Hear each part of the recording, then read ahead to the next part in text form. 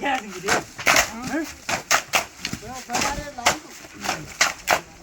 የለም ሁላችሁም እየመጣችሁ ማለት ነው የበረከት ስራ እንድትሰሩ ዘንድ በመጥምቀ መለኮት በቅዱስ ዮሐንስ ስም አሳስባችኋለሁ።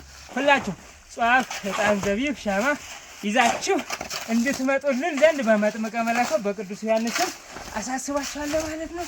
በጣም ደክሞናል፣ ስራ ላይ ነን፣ የስራ ሰው ነን። አስተያየት ደግሞ ስራውን ሰርተን ከጨረስን በኋላ እናሳያችኋለን።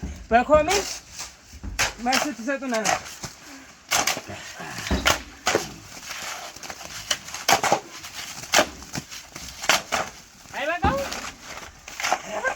ኧረ በቃው እድሜም ተረፋችሁ።